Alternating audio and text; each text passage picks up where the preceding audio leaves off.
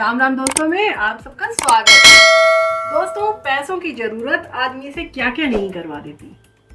पैसों के लिए तो कभी कभी गधे को भी पिताजी बनाना पड़ता है। ऐसे में कई साल पहले जब इटली ने पैसों के लिए सस्ते लोन के लिए चीन के एक belt and road initiative project को साइन किया तो दुनिया भर में एक आश्चर्य की लहर दौड़ गई थी। भैया जी, इटली एक G7 कंट्री और ऊपर से वो भी महत्वपूर्ण सदस्य और नाटो का मेंबर, उसने चीन का belt and road initiative project sign कर लिया। प्रेसिडेंट डोनाल्ड ट्रंप के रहते यह ब्लंडर मिस्टेक हुई थी। तो 2019 में चीन इतना बड़ा सिक्सर मारेगा किसी को भी नहीं पता था, लेकिन चीन तो चीन है, ऐसा ही हुआ। मगर जियोपॉलिटिक्स की यही खास बात है कि इसमें शिफ्ट कभी ना कभी आता ही है, और जो देश जिनके बीच में कभी ना कभी कोई एग्रीमेंट हुआ होता है वो एग्रीमेंट भी टूट सकता है। तो इटली के केस में भी यही हुआ।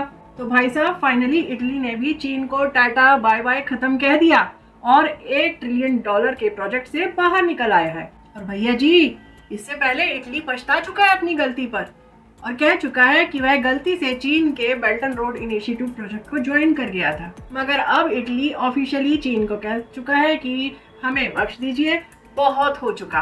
आज के समय कितनी रोचक बात है ना कि जो इटली कभी चीन से हाथ मिलाकर खड़ा था, आज उसने चीन को टाटा बाय कह दिया है और अब उस ग्रुप के साथ मिलकर खड़ा हो गया है जिसके पास ऐसा प्रोजेक्ट है जो चीन के BRI प्रोजेक्ट को काटेगा। तो भाई साहब, यह अपने आप में एक बहुत बड़ी खबर है। तो एक तरफ हम देख रहे हैं कि एक बहुत बड़ी इकोनॉमी इटली चीन से दूर हो रही है और साथ ही साथ उसी समय वह भारत के करीब आती जा रही है। और अब तो इंडिया और इटली के बीच में स्ट्रेटेजिक पार्टनरशिप भी बन चुकी है भैया जी, और एक memorandum understanding of defence corporation का भी साइन किया जा चुका है। इटली का यह करना कितना मजेदार है, क्योंकि इटली इकोनॉमिक पावर में 8वें पायदान पर है। $2 ट्रिलियन की इकोनॉमी है इटली की, जो कनाडा, रशिया, साउथ कोरिया और ऑस्ट्रेलिया से आगे है। और हम अगर बात करें उन देशों की जो दुनिया भर में डिफेंस के सामान एक्सपोर्ट करते हैं, उनमें भी इटली आगे है इजराइल से।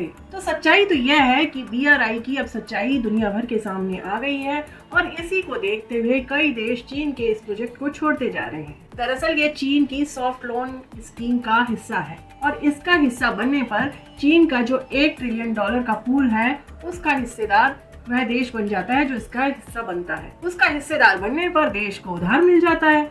लेकिन असल खेल तो अब शुरू होता है, क्योंकि इसी उधार का इस्तेमाल उस देश को चीनी कंस्ट्रक्शन कंपनीज को पे करने में करना पड़ता है।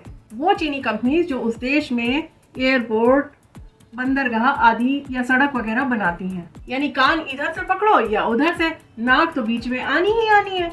अब चालाक चीन की चकड़ैसी समझ आते ही सारे देश एक एक करके उसको छोड़ रहे हैं और उस वक्त सामने आया IMEC कॉरिडोर, जो इंडो पैसिफिक को मेडिटेरियन के रास्ते जोड़ेगा। इसी कॉरिडोर का हिस्सा बन रहा है इटली। यह बात जो बाइडेन ने खुद कही है कि इटली IMEC कॉरिडोर को ज्वाइन करने वाले देशों के साथ जुड़ चुका है। तो भाई साहब, जो ये टर्न आया है इसमें मेलोनी का एक क्रिटिकल रोल है और इसके लिए भारत ने इटली से वादा किया है कि जो भी ट्रेड यूरोप की तरफ जाएगा वह इटली के थ्रू यानी इटली उसका गेटवे बनेगा। इटली के थ्रू ही ये सारा ट्रेड होगा। तो क्या अब चालाक लोमड़ चीन के मेगा प्रोजेक्ट का बट्टा लग गया?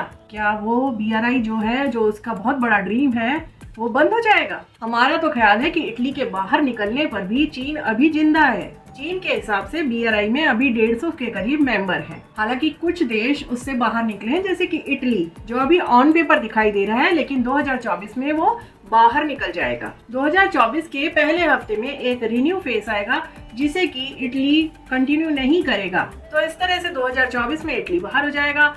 इसी के साथ साउथ ईस्ट एशिया का एक महत्वपूर्ण देश है फिलीपींस, जिसे कि भारत ने अभी थोड़े दिन पहले ब्रह्मोस एक्सपोर्ट किया था और यह देश भी अब चीन को टाटा बाय कर चुका है। तो 2024 में फिलीपींस भी BRI प्रोजेक्ट से बाहर निकल चुका होगा। तो देखा जाए तो अभी चीन को झटका तो लगा है, लेकिन चीन इससे हार मान लेगा ऐसा नहीं है। बस दुआ कीजिए कि इजराइल और फिलिस्तीन के बीच में जो वॉर चल रही है वो जल्द से जल्द खत्म हो, ताकि हमारे IMEC कॉरिडोर का काम आगे बढ़ सके और हम भारत और इटली के बीच में ट्रेड शुरू कर सकें। क्योंकि चीन का BRI प्रोजेक्ट तो धीरे धीरे बढ़ ही रहा है, लेकिन IMEC कॉरिडोर अभी ठप पड़ा हुआ है। तो दोस्तों आपका इस बारे में क्या विचार है, आप हमारे कमेंट बॉक्स में इस बारे में जरूर बताएं।